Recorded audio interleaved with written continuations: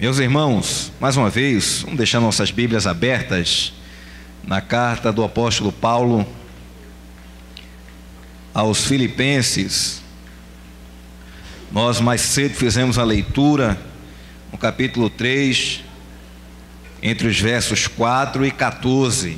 Filipenses, capítulo 3, versos 4 a 14. Pode deixar sua Bíblia aberta nesse texto.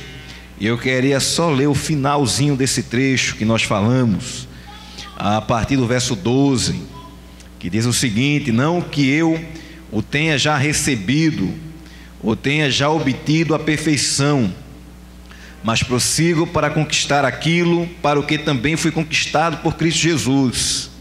Irmãos, quanto a mim, não julgo havê-lo alcançado, mas uma coisa faço, esquecendo-me das coisas que para trás ficam e avançando para as que diante de mim estão, prossigo para o alvo, para o prêmio da soberana vocação de Deus em Cristo Jesus. Meus irmãos, esse texto que nós lemos, Paulo ele traz uma analogia, ele traz uma alegoria àquilo que nós vivemos na presença do Senhor. Paulo fala da vida com Cristo, ele fala de uma vida verdadeira, comparando esse viver, a prática desse viver, nós poderíamos dizer, a uma jornada.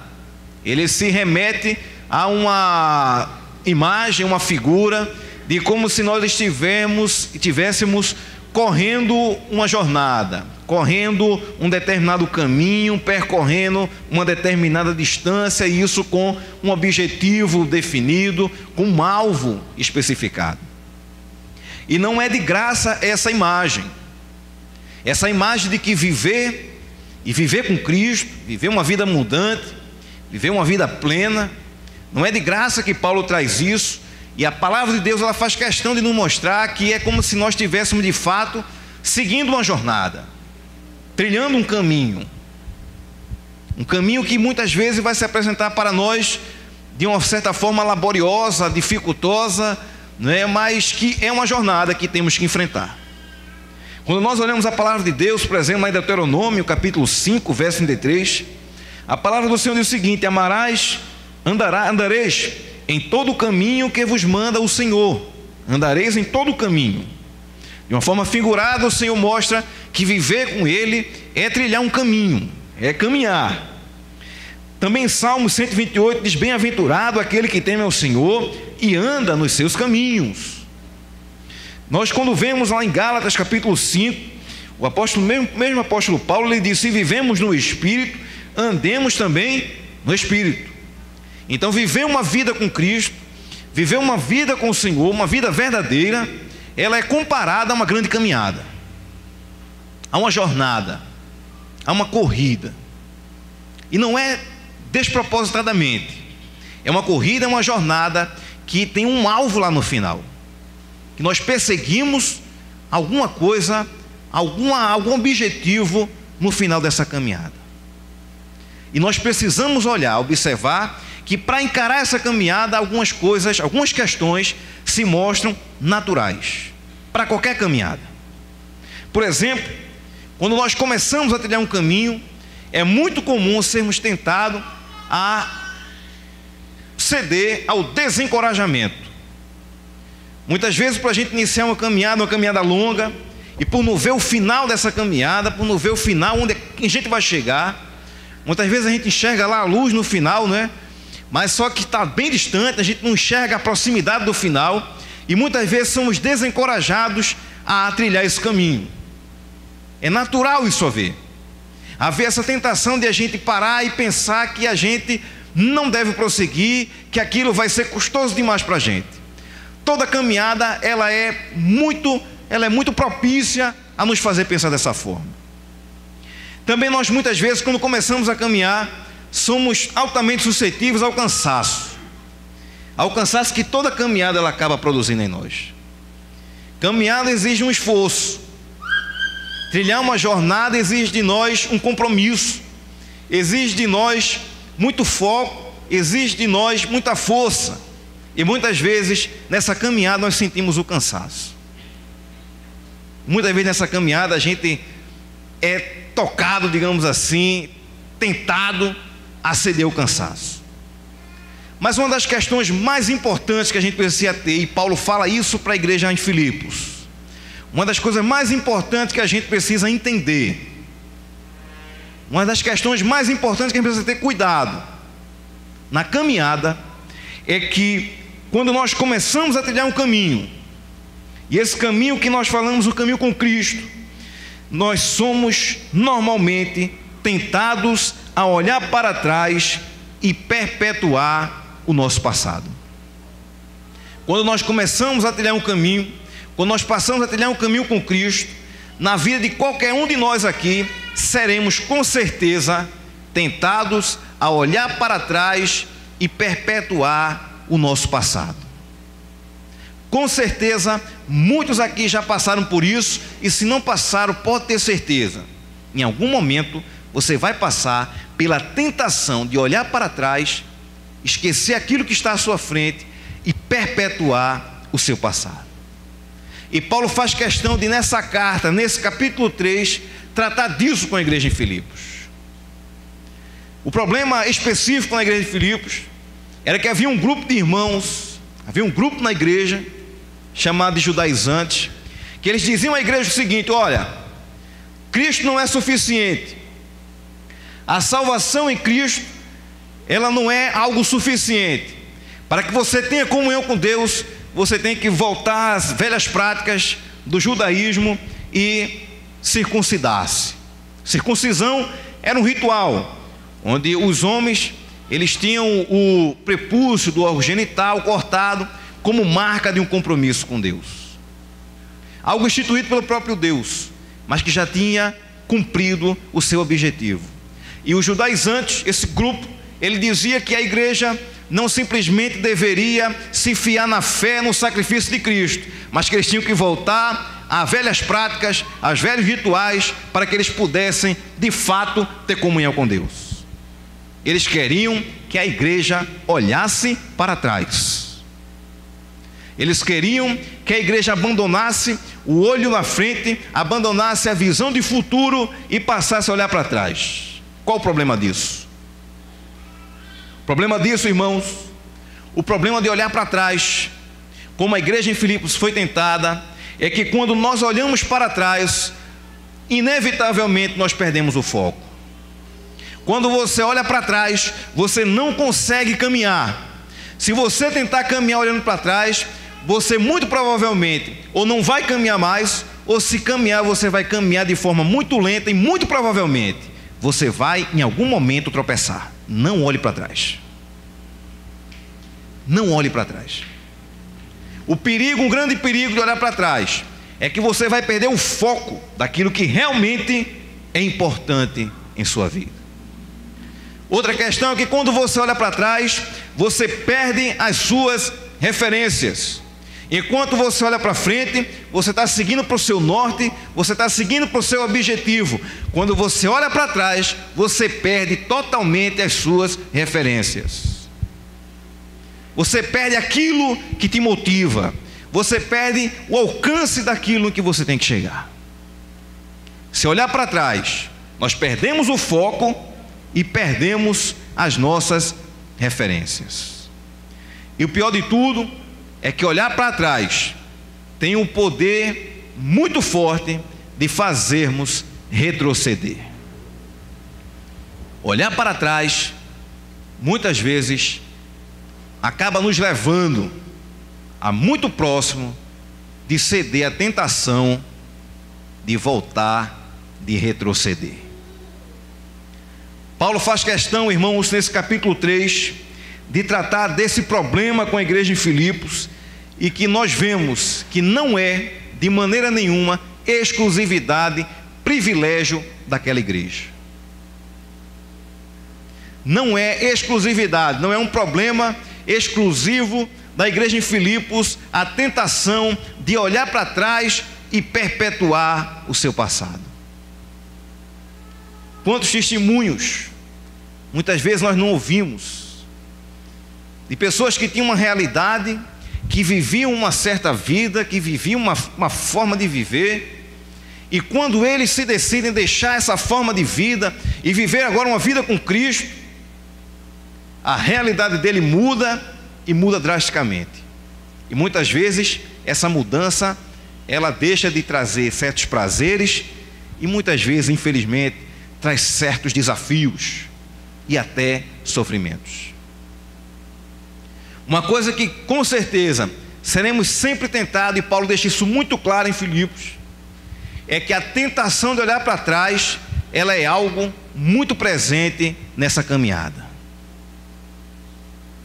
A tentação de olhar para trás e de ceder ao desencorajamento de prosseguir, ela vai ser algo real, muito real sempre em nossas vidas. É uma tentação muito forte. Você olhar para trás e muitas vezes se abrigar numa condição cômoda, numa condição talvez que lhe trazia algum tipo de conforto, e você simplesmente não querer pagar o preço de dar um up na sua vida, de viver uma vida verdadeira, de uma vida plena, e se encaramujar dentro daquilo que você viveu, dentro daquilo que você experienciou. Foi algo que vinha como tentação na igreja em Filipos, e não é um privilégio deles. Todos nós, com certeza, a cada dia, somos tentados a olhar para trás e perpetuar o nosso passado. Precisamos estar atentos a essa questão. Isso é natural de qualquer caminhada. Isso é natural de qualquer corrida. Isso é natural de qualquer jornada que venhamos a enfrentar. E Paulo deixa muito claro: cuidado com esse problema. Cuidado com esse problema. Ele começa o capítulo 3 dizendo: quanto ao mais, irmãos meus, alegrai-vos no Senhor. A mim não me desgosta, e é segurança para vós outros que eu escreva as mesmas coisas. Acautelai-vos dos cães, acautelai-vos dos maus obreiros, acautelai-vos da falsa circuncisão, porque nós é que somos a circuncisão. Nós que adoramos a Deus no Espírito e nos gloriamos em Cristo Jesus e não confiamos na carne. Em outras palavras, os dois antes queriam dizer: parem de confiar em Cristo e confie na carne. Parem de confiar em Cristo, na fé em Cristo, na fé salvadora em Cristo, e passe a confiar, na verdade, nos seus esforços, naquilo que você pode fazer para estar em comunhão com Deus. Eles queriam tirar o foco do povo. Eles queriam tirar o foco daqueles que estavam caminhando essa jornada maravilhosa. Tenha cuidado. Tenha cuidado. Tenhamos cuidado. Cuidado quando você for tentado a olhar para trás. Muito cuidado quando você for tentado a olhar para trás. Uma das questões, a gente precisa guardar isso somente essa noite. Uma das questões mais importantes que precisamos entender em qualquer caminhada é que sofreremos a tentação de olhar para trás e perpetuar o nosso passado. Sofreremos a tentação de perpetuar o nosso passado. E é interessante que no desenrolar do texto, Paulo ele mostra que esse fato, a tentação de olhar para trás e viver o passado, ele nos leva a uma decisão. Essa tentação de olhar para trás e perpetuar aquilo que a gente viveu, ele nos leva a uma decisão. E é uma decisão que não só a igreja de Filipos tem que fazer, mas eu e você nessa noite aqui precisamos fazer. Precisamos nos posicionar. E a decisão que Paulo nos mostra é o seguinte: que frente a essa tentação, nós temos que tomar a decisão de viver o passado conosco, um passado ensimesmado, dono das nossas ações, fazendo o que dá na nossa telha, ou, de fato, viver o presente com Cristo. A tentação de olhar para trás nos leva a essa escolha. O que é que queremos? Viver o passado conosco? Vivemos da forma que a gente queria, vivemos da forma que dá na nossa telha, fazendo as nossas vontades, ou queremos viver o presente com Cristo Jesus em nossas vidas? A tentação de olhar para trás nos leva a essa decisão. O que é que nós queremos? Viver o nosso passado conosco ou viver o presente com Cristo? O Senhor nos leva a essa decisão essa noite. Você quer viver seu passado com você mesmo? Achando que você é independente de Deus? achando que você pode suprir aquilo que você precisa na sua vida, achando que você é autossuficiente, ou você quer de fato largar tudo isso, aleluia, e viver um presente com Cristo? Cristo nos chama essa decisão essa noite. Cristo nos chama essa decisão essa noite. Quanto a isso, Paulo faz questão de nos mostrar o seguinte: o passado conosco, ele é potencialmente atraente. Saiba disso. Viver o passado conosco é potencialmente muito mais atraente. E na vida dele ele mostra isso. Paulo nos mostra isso. O passado conosco, ele normalmente é muito mais atraente do que o presente com Cristo. Veja bem, nos versos 4 a 6, está com a Bíblia aberta, não está? Nos versos 4 a 6, Paulo fala de como era o passado dele sem Cristo. Ele mostra como era o passado dele sem Cristo. Ele fala, ó, bem que eu poderia confiar também na carne. Se qualquer outro pensa que pode confiar na carne, eu ainda mais. Veja bem o que Paulo vivia, veja só. A condição de Paulo no passado: circuncidado ao 8º dia, exatamente como a lei mandava. Veja que os judaizantes dizem, olha, se circuncide. Paulo era circuncidado no 8º dia, assim como a lei mandava. Da linhagem de Israel, ou seja, Paulo era puro sangue, era de raça, da linhagem de Israel. Da tribo de Benjamim, uma das tribos mais respeitadas de Israel, da tribo de Benjamim, hebreu de hebreus, quanto à lei, fariseu, quanto ao zelo, perseguidor da igreja, quanto à justiça que é na lei, Paulo era irrepreensível. Ou seja, Paulo, conforme a lei, era alguém que não apresentava um tipo de falha. Sabe o que isso traduzia na vida de Paulo? Sabe o que essa condição trazia na vida de Paulo? Aquilo que muitos de nós queremos aqui: privilégio, prestígio e conforto. O passado de Paulo, a vida traseira de Paulo, ele vivia uma condição de prestígio, privilégio e conforto. Quem aqui não quer isso? Quem não quer viver uma condição de privilégio, de prestígio no meio da sociedade? Quem aqui não quer viver no conforto? Era essa a vida de Paulo: prestígio, privilégio e conforto. Esse era o passado de Paulo com ele mesmo. Paulo, dono de si, Paulo, dono das suas ações, Paulo, dono da sua vida, ele vivia de forma privilegiada, prestigiada e confortável. Era essa a vida de Paulo, com ele mesmo, altamente cômoda, altamente agradável. E vamos ver agora o presente de Paulo, o presente com Cristo. Se você puder abrir comigo, segunda carta de Paulo aos Coríntios, no capítulo 11, Paulo faz uma narração do que ele passa agora com Cristo. Ele está defendendo o seu ministério, defendendo o seu apostolado, e ele vem trazendo as marcas que traz agora na vida dele. Veja que antes, no passado de Paulo, quando Paulo era dono de si, Paulo vivia confortavelmente, privilegiado e prestigiado na sociedade. Paulo tinha uma situação muito cômoda. A partir do momento que Paulo vive com Cristo, vê quais são as marcas agora presentes na vida de Paulo. A partir do verso 23, segundo aos Coríntios, capítulo 11, verso 23, ele vai trazendo a narrativa da sua vida com Cristo. Ele diz: são ministros de Cristo? Falo como fora de mim, eu ainda mais. Ele começa a falar o currículo dele como ministro de Cristo.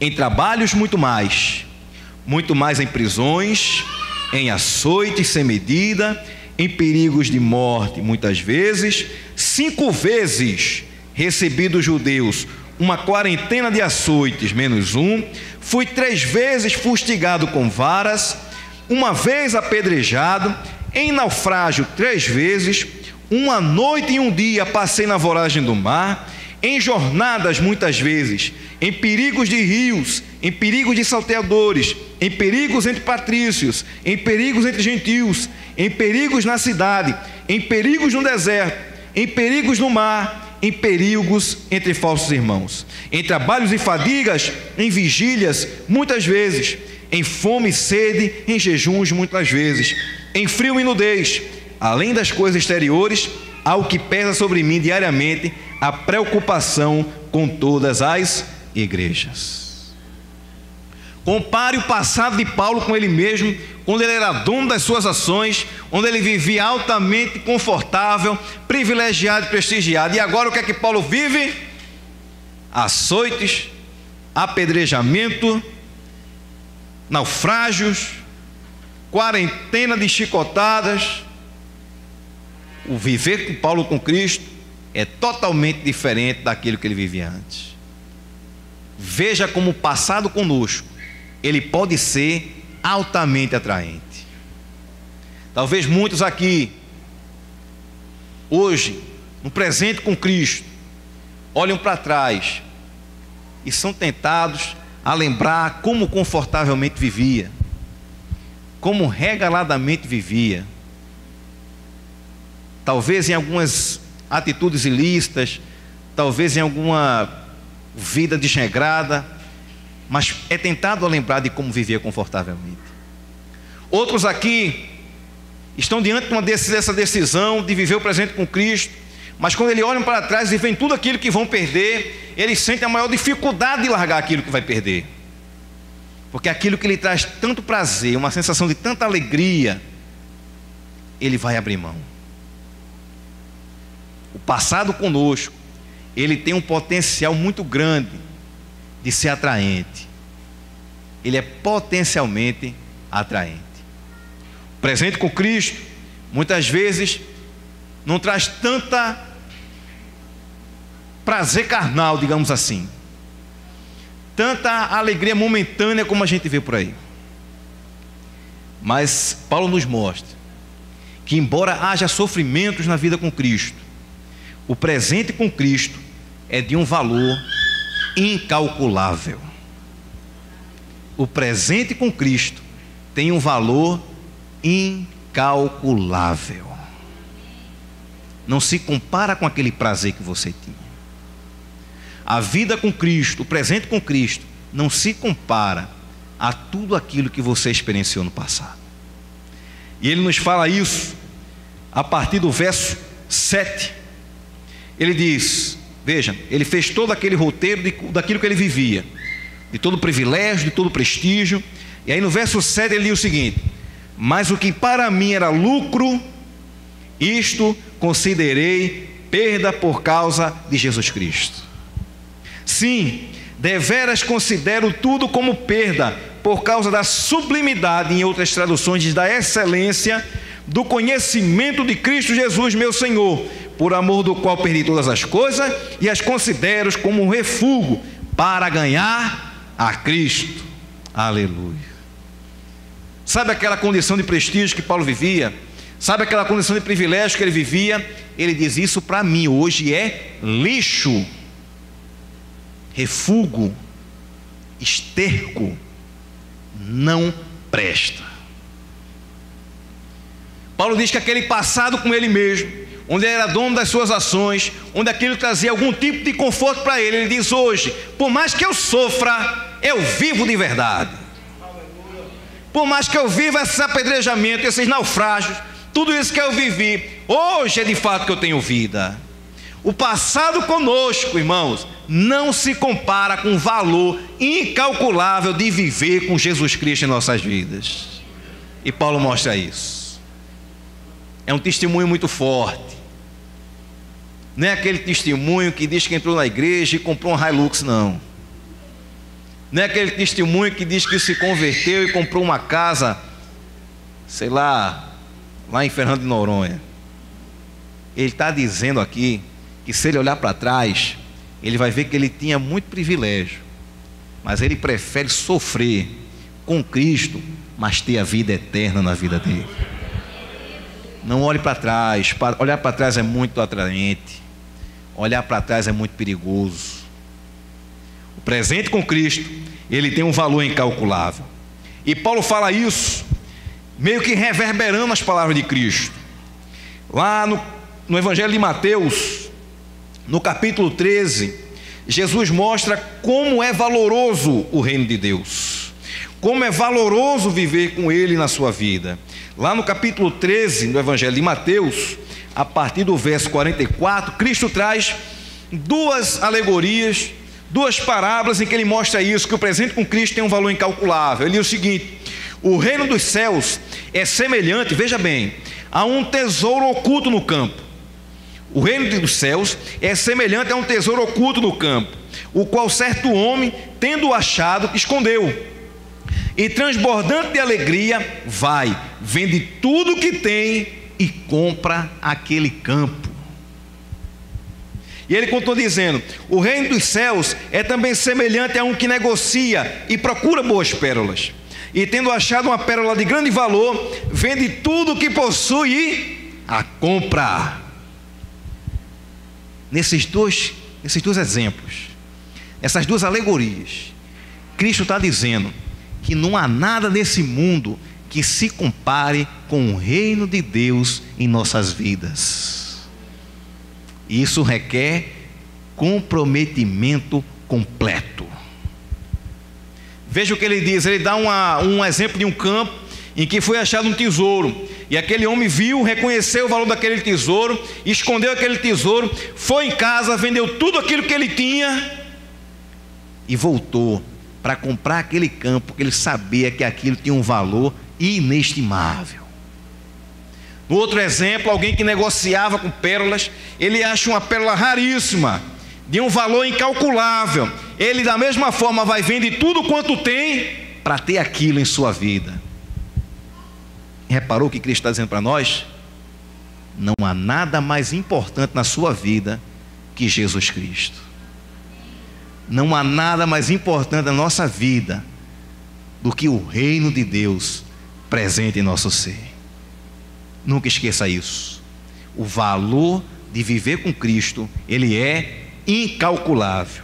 E não é só incalculável, mas ele exige de cada um de nós rompimento com o passado e um verdadeiro compromisso. O presente com Cristo, ele tem um valor incalculável, mas ele também exige de nós rompimento com o passado, rompimento com as nossas tradições, rompimento com aquilo que a gente achava, com as nossas convicções, com aquilo que a gente tinha como grande valor, para de fato largar tudo isso e dar valor à sua presença em nossas vidas. O presente com Cristo, ele tem um valor incalculável e exige de nós rompimento com o passado e compromisso verdadeiro. Na carta aos Gálatas, Paulo demonstra isso de uma forma muito direta, mas muito direta. Ele diz aos Gálatas o seguinte, no capítulo 2, versos 19 e 20, ele diz o seguinte: porque eu, mediante a própria lei, morri para a lei, a fim de viver para Deus. Estou crucificado com Cristo, logo, já não sou eu quem vive, mas Cristo vive em mim. E esse viver que agora tenho na carne, vivo pela fé no Filho de Deus, que me amou e a si mesmo se entregou por mim. Louvado seja Deus. Cristo, ele nos mostra, e Paulo também aos Filipenses, que quando nós de fato reconhecemos em Cristo Senhor e Salvador de nossas vidas, nada nesse mundo, nada em nossas vidas vale mais do que viver na presença dele, nem nós mesmos. Vendemos tudo, ao exemplo da parábola, largamos tudo para ter Cristo em nossas vidas. O presente com Cristo, ele é de um valor incalculável e nos exige rompimento e compromisso com ele. Irmãos, nós precisamos estar resolvidos com o nosso passado, para de fato nós entendermos o valor do que realmente importa. O passado de Paulo era atraente, o passado de Paulo, ele era de fato, irmãos, tentador. Mas veja que Paulo, ele trata do seu passado de forma muito tranquila, entendendo que tudo aquilo que para ele um dia era lucro, hoje é como lixo, não tem valor nenhum. Precisamos resolver o nosso passado para entendermos o valor do que realmente importa. A tentação de olhar para trás, como nós falamos, vai nos fazer uma escolha, vai nos colocar de frente a uma decisão. Queremos viver o passado conosco ou queremos viver o presente com Cristo? E Paulo não nos deixa na dúvida. E frente a essa decisão, ele nos traz a solução. E a solução que Paulo nos traz é o seguinte: é que nós devemos romper com o passado e viver o presente com Cristo, na esperança do futuro da sua glória. Devemos romper com o passado, viver o presente com Cristo, na esperança do futuro da sua glória. Amém? É isso que ele nos ensina.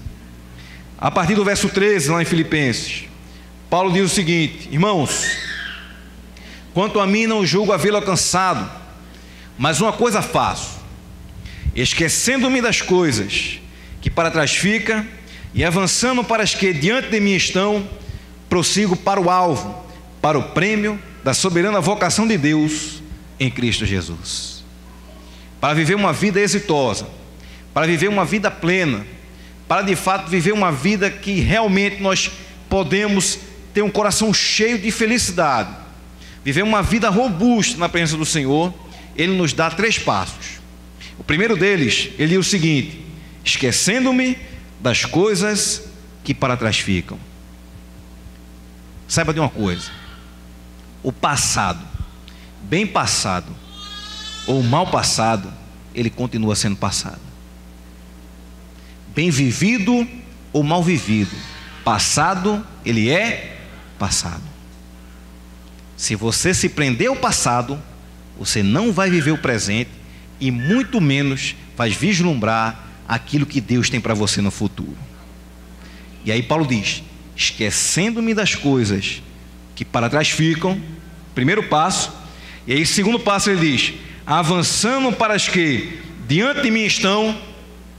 A cada dia nós vamos viver novas realidades, novos desafios, novas situações. E Paulo diz: não fuja desse que você vai viver. Não fique vivendo vitórias passadas, não fique preso a derrotas, a frustrações. Não, esqueça o que passou. Você agora tem de frente uma vida para viver. Você tem desafios novos para enfrentar. Você tem situações para encarar. E quem vai encarar não é outra pessoa, quem vai encarar é você. E aí ele diz: esquecendo-me das coisas que para trás ficam, avançando para as que diante de mim estão. Não fuja, mas enfrente todos os desafios de hoje. Jesus está conosco, Cristo está conosco. Não fuja, esqueça do que passou, enfrente aquilo que você está vendo hoje, avance para as que diante de você estão. Não é outra pessoa que vai resolver aquilo, não é outra pessoa que vai encarar aquilo, é você que tem que fazer, é você que vai viver, é você que vai guerrear. Esqueça o que passou, avance para o que está diante de você. E por fim Paulo diz: prossigo para o alvo, para o prêmio da soberana vocação de Deus em Cristo Jesus. No momento da dificuldade, lembre do prêmio. No momento do aperto, lembre do prêmio. No momento da dificuldade, lembre do prêmio que a sua caminhada vai lhe levar a alcançar. Não esqueça disso. Lembrar do prêmio é como se fosse um refrigério para a alma. Nos traz ainda mais ânimos para correr, ânimo para caminhar, para enfrentar os desafios. E aí Paulo nos diz: prossiga para o alvo, para o prêmio da soberana vocação de Deus em Cristo Jesus. À semelhança de um atleta, Paulo nos diz: não desista da vitória. Não desista da vitória. Muitas vezes para chegar na vitória vai nos trazer grandes custos, mas não esqueça da vitória. Não se atrapalhe com aquilo que está querendo lhe envolver, trazer sua atenção para trás, para que você olhe para o passado, ou de alguma forma lhe fazer amedrontar. Avance para as coisas que está diante de você e prossiga para o alvo. Olhe para frente, olhe para o futuro, porque no final tem um prêmio da soberana vocação para cada um de nós aqui. Para terminar, para concluir, irmãos, queremos citar a palavra de Deus em Hebreus, capítulo 12, versos 1 a 2, onde o autor do livro, a carta aos Hebreus, diz o seguinte: portanto, também nós, visto que temos a rodear-nos tão grande nuvem de testemunhas, desembaraçando-nos de todo o peso e do pecado que tenazmente nos assedia, corramos, escute bem, corramos com perseverança a carreira que nos está proposta, olhando firmemente para o autor e consumador da fé, Jesus, o qual, em troca da alegria que lhe estava proposta, suportou a cruz, não fazendo caso da ignomínia, e está sentado à destra do trono de Deus. Louvado seja Deus. Corra a carreira que lhe está proposta. Use esses conselhos de Paulo à igreja de Filipos. Não olhe para trás. Tenha muito cuidado ao olhar para trás. Olhar para trás é tentador. Não olhe para trás. Viva o presente com Cristo, almejando o futuro da glória prometida. Que o Senhor, irmãos, faça isso ser algo real em nossas vidas. Nos ajude a viver isso dia a dia, de forma muito prática, e que isso venha trazer ainda mais alimento para a nossa fé. Amém? Que o Senhor, meus irmãos, nos abençoe.